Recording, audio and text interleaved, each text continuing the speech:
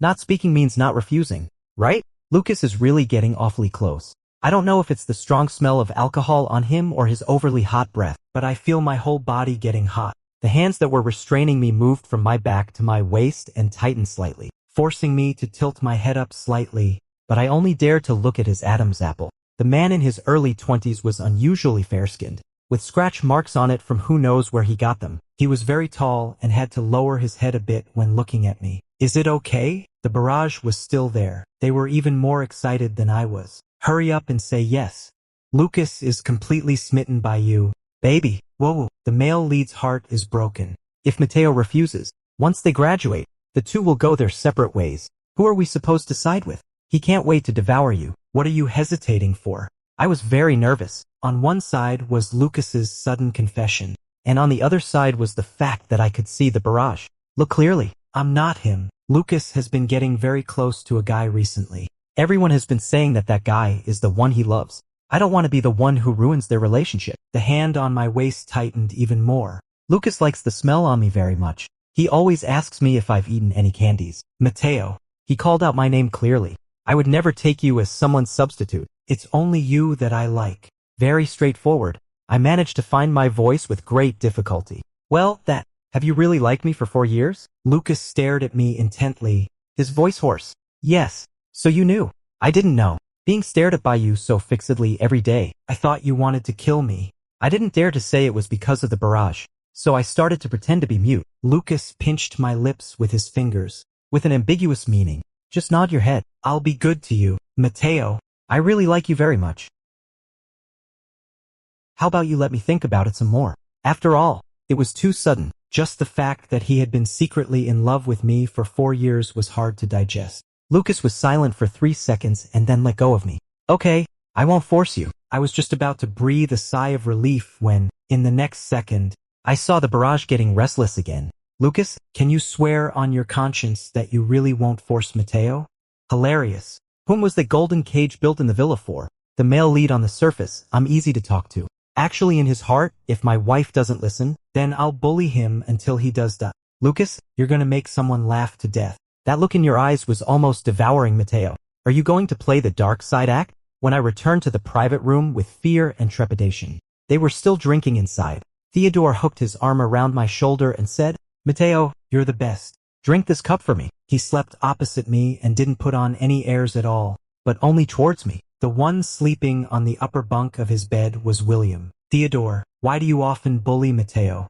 He's so well behaved. How could he possibly drink? Everyone in the dormitory knew that I didn't drink, didn't smoke, and lived a life as regular as an old cadre. Theodore's body pressed against mine was very warm, and his smiling face was even more stunning. Is that so? But I think Matteo isn't well behaved at all. He gently pinched my face and said, Matteo Jiang, won't you really save me? I had already gotten used to his little habit of being handsy. Theodore's ability to be clingy was growing day by day. I softened and said, okay, just as I was about to take it. A beautiful hand reached over from behind. He can't drink. After Lucas spoke, the atmosphere chilled a few degrees. After all, most people were rather intimidated by him.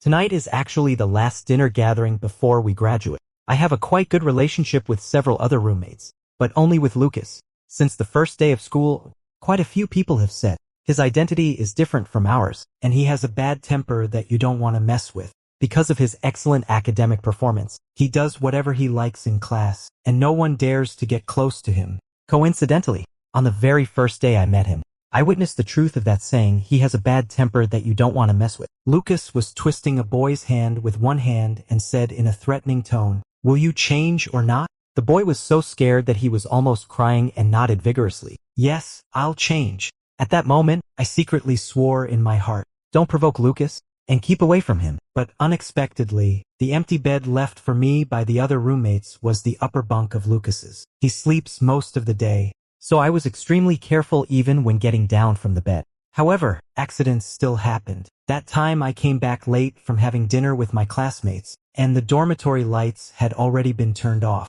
I was groping in the dark to get on the bed, but accidentally missed a step and suddenly threw myself onto Lucas's bed. He wasn't asleep. He pulled down the quilt covering his head. It seemed that I had hurt him by pressing on him, and his voice sounded a bit pained. He gritted his teeth and said, "Matteo, I'm sorry." Afraid of waking up the others, I continued to apologize in a low voice. I'm sorry. He was really fierce. Then when I was about to get up and flee, he stretched out his hand and grabbed me. His palm was hot and sweaty. "You crushed me. Do you think just saying sorry is enough?" With blurred vision and unable to see his expression clearly, I asked nervously, "What should I do then?" He licked his lips. His voice deep, "Sleep with me." I was too scared to speak. He explained unhurriedly, I have insomnia. Tell me a story. Right here. He's so grown up. Does he still need to listen to a story to fall asleep? Although I was puzzled, I was in the wrong first. So I agreed. That night, actually, I didn't sleep very well. I fell asleep before Lucas. His bed was very comfortable, soft and warm. It's just that I had dreams all night. There was always someone hitting me in the dream. That person even hit a shameful part. So when I got up in the morning, touching my sore buttocks, I could hardly walk. However, it seemed that from after this incident, my relationship with Lucas eased up a lot. "What's going on with you two?" Facing the doubts of the others, I immediately became nervous. Lucas looked calm. He glanced at me, swallowed all the words and didn't explain either. The inquiring eyes of everyone were almost going to stare holes in the two of us. "It's nothing." Lucas was afraid that I would get drunk, but it doesn't matter. I can hold my liquor very well. I snatched the wine from Theodore's hand and drank it all in one gulp. Then I ignored Lucas's ugly expression. Applause rang out on the scene, complimenting me on my great capacity for liquor. Theodore affectionately hugged me and said, "Good brother. I love you so much." I blushed with embarrassment from his enthusiasm. Just as I was about to raise my hand to push him away, the barrage started again. "Matteo, do you dare to look back?" The male lead's face is almost as black as coal. "Ha ha." Lucas is almost crazy with jealousy. The male lead is as sad as a little puppy, thinking in his heart, my wife didn't hug me like this just now. Whoa. Lucas is insanely jealous and starts to seek a sense of presence. I felt extremely guilty, although I didn't know what I was feeling guilty about.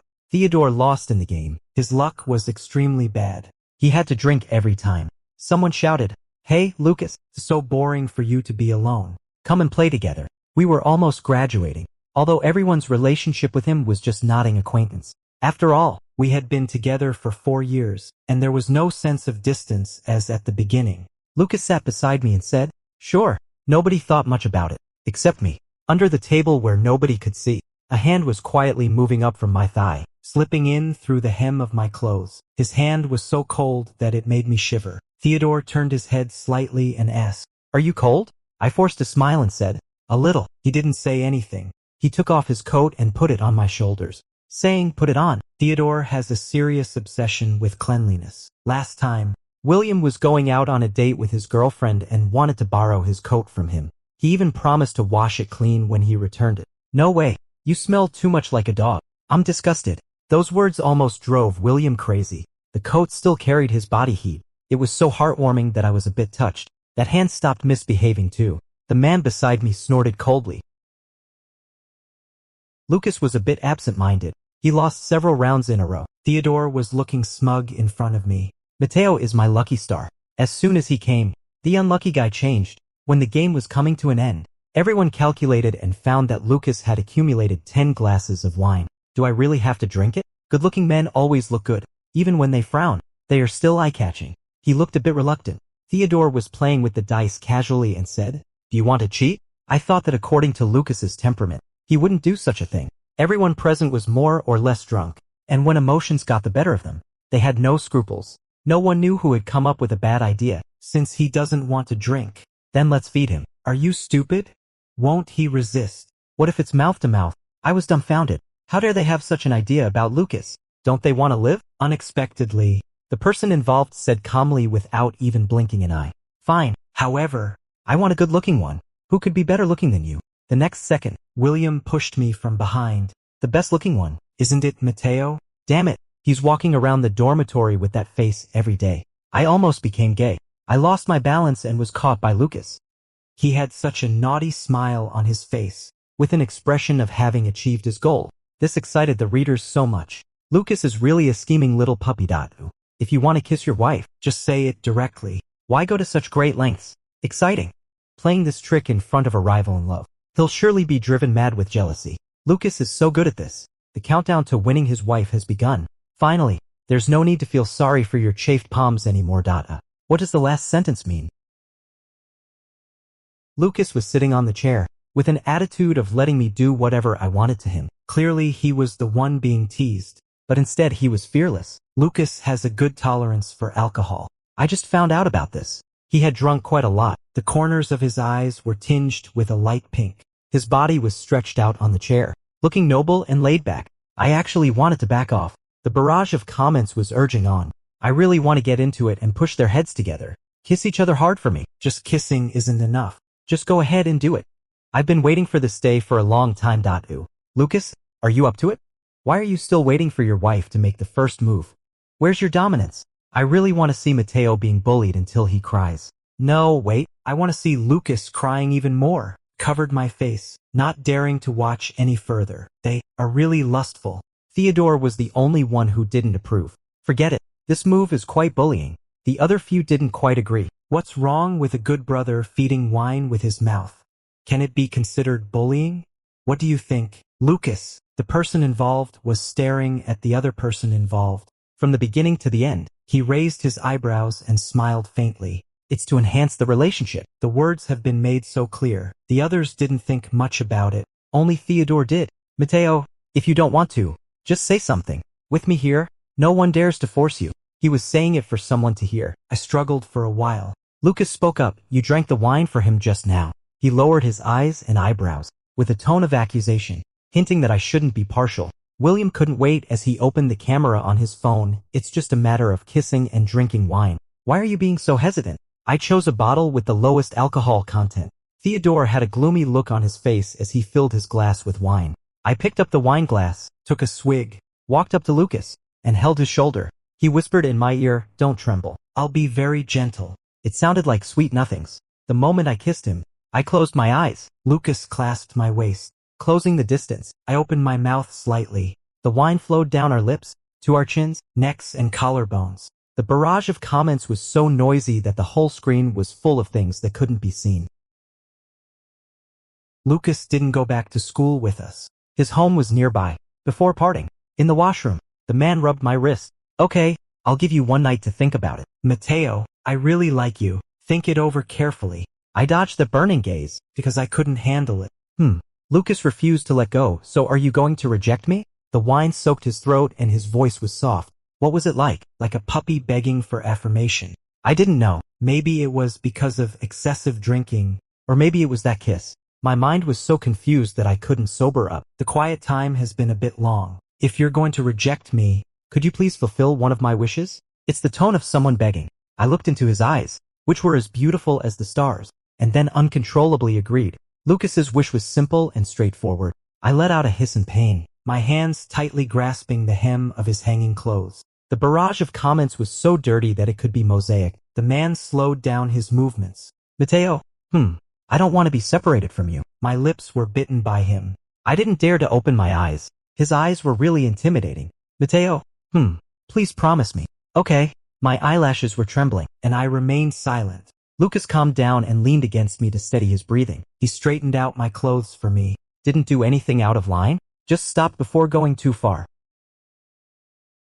The school isn't too far from here. To sober up, everyone decided to walk back together. William put his hands in his pockets and sighed. "Lucas is really nice. His home is right in the city center. All roads lead to Rome."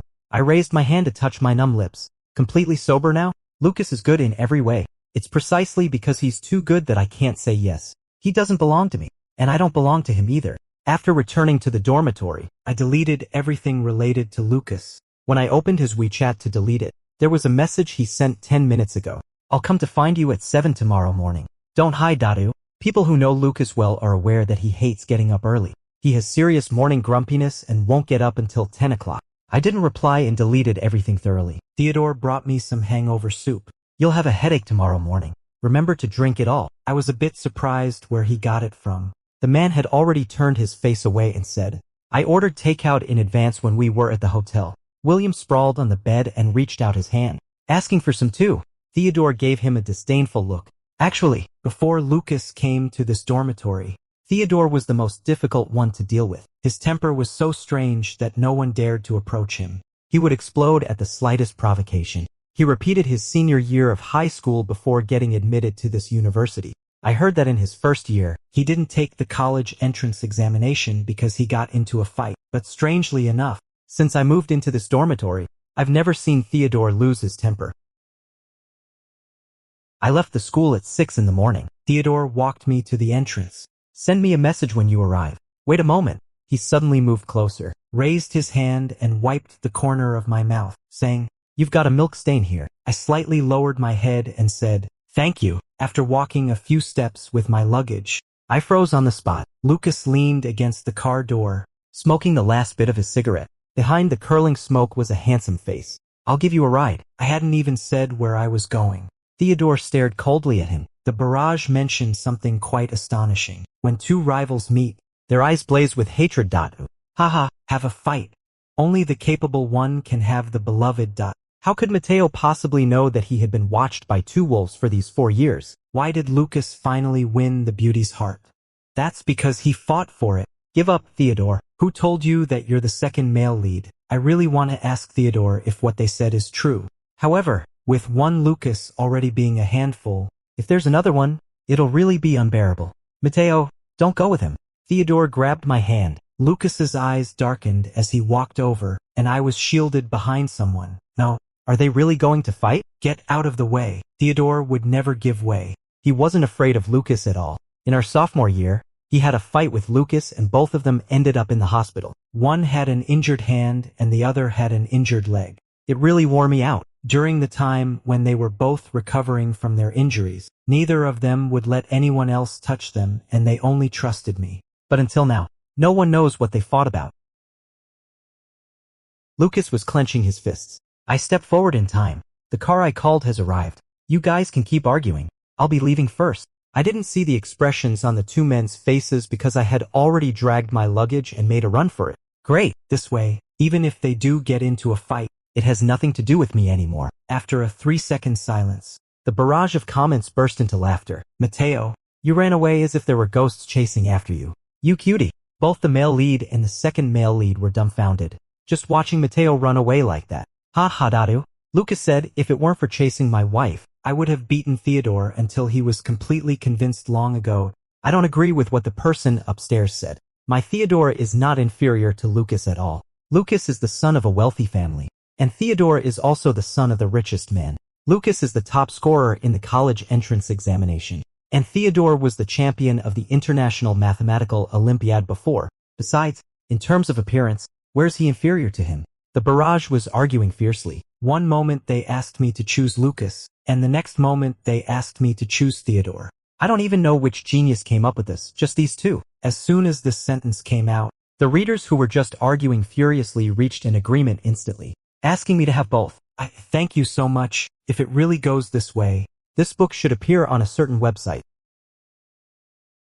The driver was from the north and casually told a joke. With that accent, it made me feel much better. But not long after, he suddenly hit the brakes. Handsome guy, are you being watched by someone? That Maybach has been tailing us since just now, and now it has directly overtaken and blocked the front. I stuffed some money to the driver. Brother, you just said that your driving skills are first class. I'm quite curious. He was quite sensible and started to shift gears. Okay, I'll show you something amazing today. 10 minutes later, the elder brother was squatting in front of the dented hood, unable to even cry if he wanted to. I forgot to tell him that Lucas is excellent at racing. The man got out of the Maybach and, when passing by the driver, held a card. 1 million. As compensation. 1 million can buy quite a few taxis. The eldest brother's face lit up instantly and he couldn't stop smiling. Oh my handsome guy, remember to call me if there's such a good thing next time. I was carried back to the villa by Lucas, afraid that I would run away. He resorted to threats. If you don't listen to me, I'll tell everyone that I'm yours and you don't even plan to take responsibility. Oh, and you're still thinking of two-timing. The other boat refers to Theodore. Such a young master of a noble family doesn't even care about his reputation. But I do. So I was especially obedient and only dared to protest in a low voice. You can't do this. The man placed me on the bed, leaned over me, touched my lips, and his eyes were full of ambiguity. How could I be as ruthless as you? Blocking, deleting, turning your back on someone right after kissing them. Matteo, I'm not an easy person to deal with. Do you know what I wanted to do during the time when I couldn't get in touch with you? He must have been thinking of catching the person back, locking them in a cage, and bullying them to death. But now that the person is really caught back, Lucas is reluctant to do that again. My voice got lower and lower. I've thought it over. We're really not suitable for each other. Where are we not suitable? Lucas asked in reply. He thinks that we are suitable everywhere. Is it okay to be with Theodore, but not with me? There was a tinge of jealousy when this name was mentioned. He's just my friend. I clarified the relationship. Theodore is a really nice person. Don't hold such a big grudge against him either. I can hardly remember when these two guys started to not get along. It seemed to have started from some trifle matter. I would go out to do part-time jobs every week. When I came back, I would bring food for everyone. That day, I brought strawberries. Theodore was playing games and couldn't free his hands, so he asked me to feed him. Coincidentally, Lucas saw this, and his eyes were almost freezing cold. It was almost late at night when I was sound asleep, and someone climbed onto my bed while it was shaking. Lucas pressed on me, complaining in a tone, "Where are my strawberries?" He was the first one to ask for strawberries late at night. Someone turned on the light to go to the toilet. I was so panicked that I was afraid he would be seen. I grabbed his collar and pulled it downwards, and I almost lost my first kiss. Lucas lowered his eyes and rolled his Adam's apple, listening to my explanation. "Don't you dislike sour things?" he said. "I want to eat them now. Will you give them to me or not?" Actually, I think the two of them can get along peacefully. Theodore and I can get along well, and he'll have no problem getting along with you too. The barrage was full of onlookers. Do you believe it or not? Lucas hates Theodore even more now. By doing this, can I understand that the protagonist is being tamed? Making him try to accept Theodore for the convenience of a threesome later. Ha ha ha. Upstairs. Although what you said is not refined but makes sense. It's really too crude. I vehemently denied it. I didn't. How would I dare? Lucas wouldn't listen. He was almost driven crazy. He leaned over by my neck, gave a light peck, and said, "You care about him a lot, more than you care about me. Matteo, if you don't coax me, the consequences will be severe." I took a moment to glance at the thing on the other side of the room. It was a huge cage. It could hold a person. I shrank into his arms in fear and asked, "What consequences?" Lucas sneered. "So you don't plan to coax me?" Ha, the real culprit. Lucas wasn't easy to coax. It was a bit tiring on the waist. In the afternoon of the next day, I was still in so much pain that I couldn't get up. The man was dressed neatly, looking complacent, and brought a bottle of medicine. When he lifted the quilt, I was about to hide because I wasn't wearing anything. "Don't move." Lucas poured the medicine into his palm, rubbed his palms together. Then he gently pressed it on my lower back. The discomfort gradually dissipated with his massage. I nestled in the pillow, making a comfortable sound. There was no movement behind me. "Matteo, ha!" I looked up to see why he had stopped again. Lucas bent down and nibbled on my lips. "Don't tempt me. You'll get hurt." I didn't. Lucas was actually very restrained last night, but it was my first time. He said that it was his first time too. On the 5th day after being kidnapped, I finally had the chance to get out of bed and admire the appearance of this villa. It was exactly what a luxury mansion in one's imagination would look like. Lucas said that this was one of his homes. There were only 3 servants in the whole villa. Lucas didn't like noise. I had known this for a long time. He also told me, "But I especially like it when you're noisy, especially when." My ears were so red and itchy that I pushed the person away. So rascal-like, I finally figure out who has led those readers on the bullet screen astray.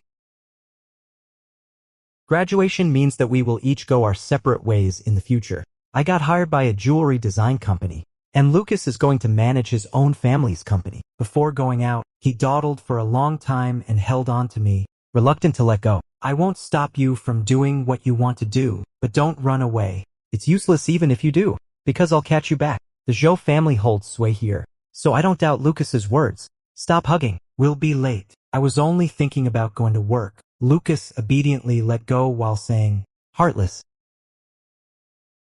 I have a good memory. I came to apply for a job in this company a few days ago, and I still remember the way. Just as I was about to enter the elevator, someone called out, "Matteo." It was Theodore's voice. The man was dressed in a suit and tie, with his hair all slicked back, revealing a delicate face. He pulled me into the elevator. There was a crowd of people waiting outside, but none of them dared to move. They all said they would wait for the next lift. I just noticed that on Theodore's work badge was written Theodore, president of Wanli Group. The bullet screen was extremely excited. Ah, who can understand the deep affection of the second male lead? Knowing that the show is a jewelry designer, he specifically founded a studio. Theodore has been giving silently. So embarrassing. If I were Matteo and knew that the company I entered was actually the second male lead's families, I would resign directly. It's like getting in through the back door. I don't quite agree with this statement. Whether Theodore founded this studio for me out of self-interest remains to be seen. I was at the top of my class in school, winning scholarships every year and representing the school to win various competitions, big and small. Before joining the Wanli group, I had received many job offers from big companies. Frankly speaking, with my abilities, I was more than qualified to enter the Wanli group. I wasn't so bad that I needed Theodore's help. I've been looking for you these days. The elevator was going up. Theodore had one hand in his pocket and was leaning against the inner wall. The gaze from behind was a bit intense. I was organizing my words. Lucas said that he wouldn't interfere in my personal space, except for one thing, that I shouldn't get too close to Theodore.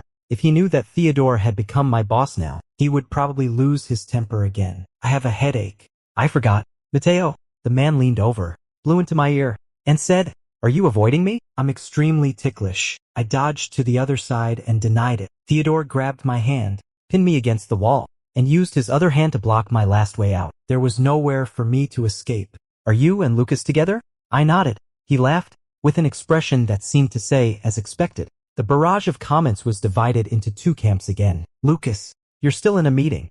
Your wife is about to be snatched away. Lucas will never know that while he's out there making money to support the family, someone is trying to steal his girl." "Ha, Theodore, are you really up to this or not? Kiss already." Who was it that suffered from insomnia for several consecutive days? Sitting on the balcony smoking and missing Matteo? Please type "Theodore is not up to this" on the public screen. Thank you. They really know how to have fun. I pushed, but couldn't move it. Theodore has the habit of working out. His abdominal muscles look really good. I peeked at them once and even had a nosebleed. "Theodore, mind your image. The elevator is almost here. This is the company and he's the boss. We can't act recklessly." But I forgot one thing. It wouldn't be Theodore if he didn't act recklessly. I can't breathe. I tilted my head up. "Chin. Liangjing." It was a pleading tone. He let me go. He carelessly wiped the saliva from the corner of his mouth. "I'm very magnanimous. You can be with him, but you also have to hang out with me. Matteo, you can use this to make it up to me. Is this reasonable?" I frowned disapprovingly and said, "Theodore, this isn't fair to you. The man stared fixedly at my bitten lip. "I don't want fairness. I only want you." He's really crazy. Urgent. Does anyone know who these two backs belong to? In the company's large group where people are bored to death, someone sent a secretly taken photo from the surveillance camera. The photo shows two men doing indescribable things. Their faces can't be seen clearly. It has drawn out quite a few slacking off people. Such figures, such side profiles, such hands. What an eye-catching pair. Don't you think these two people look familiar? Didn't we see them this morning? Why do I feel? The taller one looks like Theodore. As soon as these words were spoken, the group immediately fell silent. Even the photo was withdrawn. I didn't go home first after getting off work. Lucas sent a message within an hour, but I ignored it. I walked into a clothing store with ease. When I came out, I struck up a conversation with the young man standing by the roadside. "Handsome guy, could you lend me a lighter?" His eyes lit up and he nodded blankly. With a cigarette in my mouth, I lowered my head slightly, narrowed my eyes, and the cigarette butt lit up with sparks. After exhaling a puff of white smoke, I said thank you. He stopped me and said, "Can I add you on WeChat?" I shook my mobile phone and said, "I'm afraid not. The two at home won't agree." He was dumbfounded. The bar was still noisy. I ordered a glass of the strongest liquor. I didn't even blink when I drank it down. A girl came over to strike up a conversation. "Brother, you look so good. Can we drink together?" I confessed, "Sorry. I like men." She walked away disappointed. Someone patted me on the shoulder and said, "Matteo?" I calmly turned around. William exclaimed exaggeratedly, "Damn it, it's really you." Then he kept looking me up and down, too surprised to say a word. "How did you become like this?" "It's not that I've changed. Instead, I've always been like this." Theodore was right. I'm not at all well behaved in private. I can drink 1,000 cups without getting drunk. I'm quite proficient at smoking. I come to the bar every week. William slapped himself, thinking he was dreaming. The wall right in front was a whole mirror, reflecting my appearance clearly. That particularly deceptive face was now wearing indifference and impatience, with a silver eyebrow piercing and an earring on the left ear. A very delinquent look. "Come and have a drink." He stared at me for a long time and said hesitantly, "Are you in a bad mood?" "Kind of, but I won't say. William looked back 3 times with each step he took. He wasn't quite at ease about me. I drank one glass after another. My thoughts gradually emptied. I've known Theodore for a very long time. 5 years ago, I was pushed into the sewage and forced to admit my mistake. Just because you're good at studying doesn't mean you're so great. Look, does your mother care about you? Does your father care about you? The rich second-generation kid from the next class was stepping on my hand. He liked a girl, but that girl didn't want him. I told the teacher about it. The rich second-generation kid stopped bothering her and started to come after me instead. You're so sissy, just like a woman. What does she like about you? You like to tattle, right? I'm hitting you now. Go ahead and tell on me. He knew that I was a painter, so he was shouting about wanting to disable one of my hands. Don't move around. There are still some nice photos of you in my mobile phone. They hid cameras in my house. I smashed several of them, but a few days later, there were more again. It's useless to call the police. There are no fingerprints, no evidence. It started to rain, blurring my vision. I really want to die. I even lifted up a brick. The rich second generation suddenly cried out in pain, covering the back of his head and shouting, "Who? Your old man." Theodore, who was 18 years old, was still a good student obediently wearing school uniforms. He had just come back from a competition. It was the medal he won that he used to hit the rich second generation just now. The rain stopped. Sebastian, what did I tell you last time? Theodore's eyes were full of disdain. Sebastian was afraid of him. He studies like crazy, and he's the same when it comes to fighting. Last time, he made Sebastian lie in the hospital for a whole month. Theodore is just a madman. He ran away with his underlings. I endured the pain and got up. The teenager was just about to turn around and leave. Theodore. He paused in his steps and turned his head to look over. Theodore has single eyelids, and his skin is so fair that the blood vessels can be seen. He comes from a good family, does well in studies, and is extremely good-looking. He is the favored one in the eyes of the teachers and the envy of the classmates. Could you please do me a favor? He said he wasn't interested. I grabbed the young man's hand. The drops of blood flowing on the back of my hand dripped onto his clothes. The wound was caused by Sebastian with a nail. Theodore's clean hands were dirted. He frowned uncomfortably. Matteo, I don't like to meddle in other people's business, but you just did. In the rented apartment that smelled faintly of mildew, the school bag was thrown on the ground. There were footprints all over the bathroom. The medal engraved with the young man's name was casually thrown on the sofa, next to the dirty clothes. Theodore asked me what I could offer him in exchange. I stood on tiptoe and gave him my answer. Could you protect me? He clamped my waist with one hand, and the meaning in his eyes was obvious. Matteo, you're really bold. I just want to live well, study hard, and graduate successfully. Before leaving, Sebastian said in a voice only the two of us could hear, don't be lucky. Next time, I won't let you off. If it happens again, I'll really die. I got drunk at the bar counter. When my body was straightened up by someone, I saw an angry face. How much have you drunk? I mistook him for someone else, Theodore. The man paused when he was wiping my face with a piece of paper. His eyes were gloomy, but he didn't say a word. He watched me crying. I'm sorry, Theodore. I'm sorry to you. That year, I was stopped by Sebastian from taking the college entrance examination. He brought a lot of people and blocked the section where no one would pass by. Theodore pushed me away. He said, don't worry about me. You go first. That year, Theodore missed the college entrance examination. Sebastian went to prison. I didn't perform up to my usual standard. The following year, Theodore retook the college entrance examination. I dropped out of school to retake the exam. He chose the same school, the same major, and the same dormitory as mine. Theodore lost himself. He was ruined by me. Lucas reached out to catch my tears. Matteo, could you please stop thinking about him? Don't like him. Like me a bit more instead. In the sophomore year, Theodore and Lucas got into a fight on the rooftop. What makes you think you have the right to like him? He's mine. Theodore never hid his special feelings for Matteo in front of others. Everyone in the world could see it, except Matteo. Lucas knew everything and his throat was aching. He felt really sorry for Matteo. If only he could have shown up by Matteo's side a few years earlier. No wonder he was so good-tempered that he wouldn't fight back even when being bullied by anyone. And he was also very jealous. Theodore told everything, kissed Matteo, slept in the same bed with Matteo, had many secrets with Matteo that couldn't be told to others. He was trembling with anger and lost his senses. Fought bitterly with Theodore. Lucas, I won't allow you to take him away from me. I'll never agree, even if it means death. Then you might as well just go and die. Lucas had this thought flash through his mind. But when Theodore fought back, He suddenly stopped dodging and took that punch straight on. Theodore hit him with all his might. His hand was broken. Why didn't you fight back? Come on and hit me. Lucas remained unmoved. He was thinking that Matteo was so kind.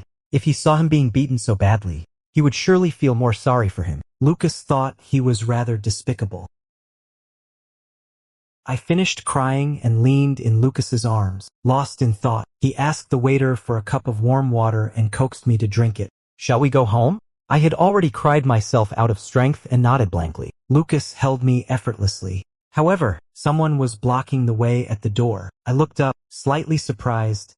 Theodore? He had just come from a meeting, and the suit on him was still the one from the day. The man could tell that I had just been crying and restrained his emotions. What's wrong with him? He was interrogating Lucas. Lucas blocked my face. You should be the one to answer that. Theodore, what have you done to him?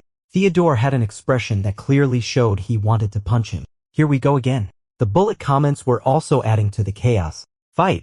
I love watching fights. If Lucas knew that Theodore and Matteo had kissed during the day, he'd probably blow up this bar. Ha ha ha.